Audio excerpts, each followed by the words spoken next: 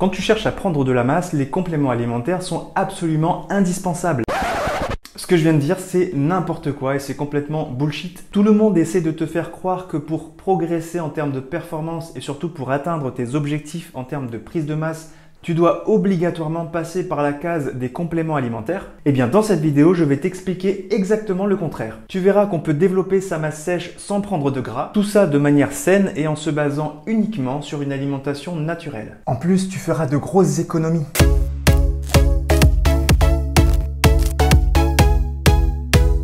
Salut, c'est Christophe. Bienvenue pour cette nouvelle vidéo. Je suis content de te retrouver. Si tu ne me connais pas encore, je suis coach nutrition santé et j'accompagne les gens dans leur prise de masse en me basant sur les 3 piliers qui sont pour moi essentiels, à savoir la nutrition, l'activité physique et le sommeil. Et dans cette vidéo, je t'explique pourquoi tu n'as absolument pas besoin de compléments alimentaires pour obtenir des résultats même impressionnants. Bon, je vais te parler principalement des compléments en protéines, puisque c'est le complément alimentaire dont tout le monde parle le plus quand il s'agit de prendre de la masse musculaire. Déjà, le premier problème, c'est qu'il ne suffit pas de prendre des protéines pour avoir des muscles qui gonflent. Parce que malheureusement, beaucoup de gens, et moi je suis passé par là, utilisent ces compléments d'une manière complètement inadaptée et ça ne sert strictement à rien. Et vu que ça peut coûter assez cher sur le long terme, en gros ça te fait dépenser de l'argent pour rien. Puisque comme je te le disais, il ne suffit pas de prendre des protéines pour voir sa masse musculaire se développer. Parce que quand on prend des compléments protéinés, il faut suivre tout un protocole de préparation. Déjà, il faut commencer par consommer suffisamment de nutriments et de calories sur le reste de la journée. Il faut avoir une bonne répartition de tes macros parce qu'il faut aussi des lipides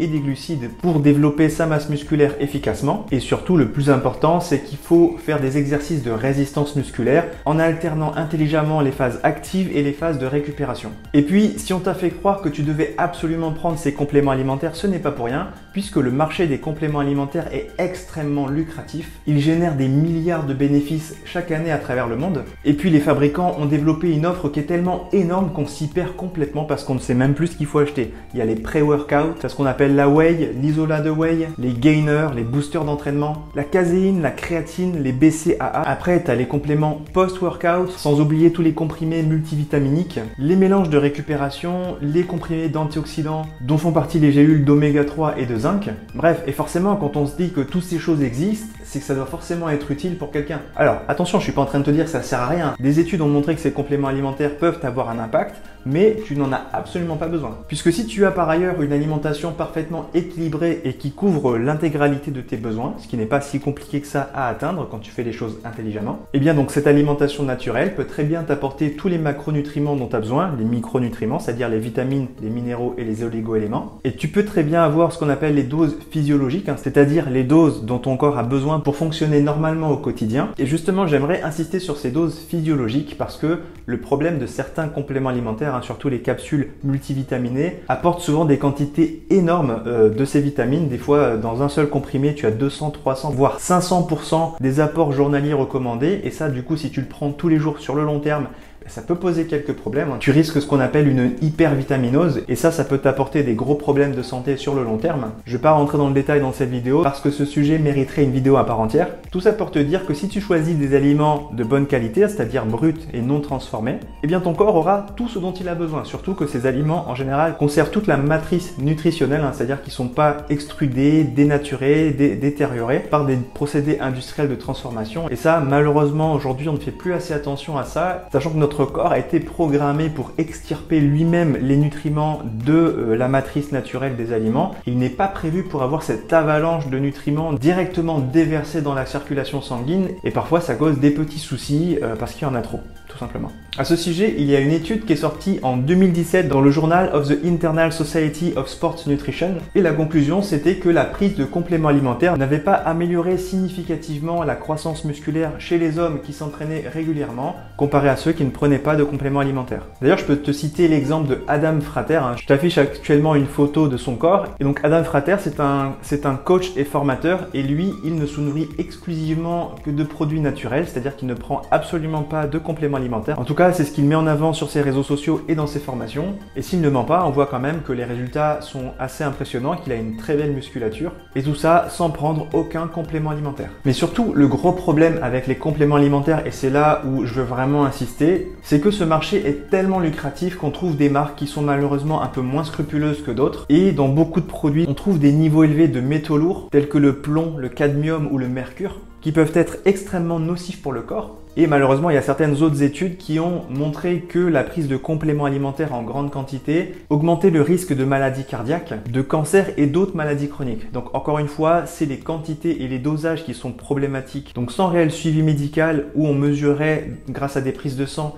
les quantités vitaminiques qu'on a déjà, et bien en fait voilà, se supplémenter ça peut être dangereux parce qu'on peut rapidement dépasser les doses que son corps est censé avoir. Et puis il y a autre chose qui pose problème, c'est que souvent le procédé de fabrication de ces compléments en fait vient venir dénaturer le produit et même le rendre dangereux.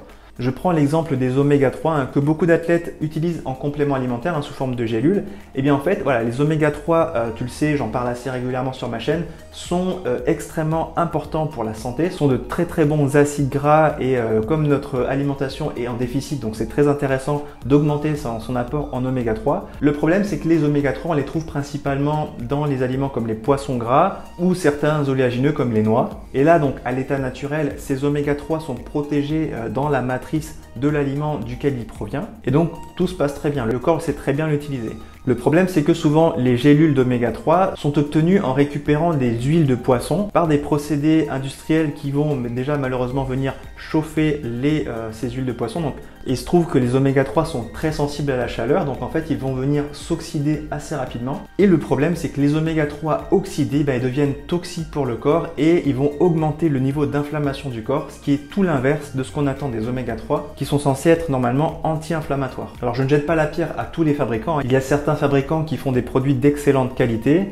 Et pour savoir comment choisir des oméga 3 de qualité, par exemple, tu devrais te fier à ce qu'on appelle l'indice TOTOX pour Total Oxydation. Et il y a quelques marques qui affichent cet indice TOTOX sur l'emballage et tu devrais te tourner uniquement vers ces produits parce que si le fabricant a fait l'effort de mesurer l'indice TOTOX, c'est qu'il a plutôt confiance en son produit et en son procédé. Et aujourd'hui, on considère qu'un indice TOTOX inférieur à 26 est plutôt correct. Donc si vraiment tu veux prendre des compléments, donc fais attention à l'indice TOTOX. Mais dans tous les cas, la meilleure source d'oméga 3, ça va être celle qui vient des produits naturels, notamment les poissons gras, comme le saumon, les sardines, les harengs, avec une préférence bien sûr pour les petits poissons, c'est-à-dire ceux qui sont en début de chaîne alimentaire et qui n'ont pas encore accumulé les métaux lourds qu'on trouve malheureusement dans les océans. Parce que oui, l'idéal c'est de préférer des poissons sauvages et non pas des poissons d'élevage parce que malheureusement les poissons d'élevage ont été gavés d'antibiotiques puisqu'ils vivent dans des bassins extrêmement confinés, remplis de bactéries. Donc en fait, on n'a pas le choix que de leur donner des antibiotiques pour qu'ils survivent assez facilement. Et donc ça, tu le sais bien que se gaver d'antibiotiques, même à travers l'alimentation, c'est pas top. Donc voilà, tu l'auras compris, les compléments alimentaires ne sont pas indispensables pour prendre de la masse musculaire. Les aliments complets peuvent très bien te fournir tous les nutriments dont tu as besoin pour atteindre tes objectifs de façon saine et efficace. Et en plus, comme je te l'ai expliqué, la prise de certains compléments alimentaires sont dangereux pour ta santé. Et dans tous les cas, moi je te conseille vivement de consulter un professionnel avant de prendre des compléments alimentaires par toi-même.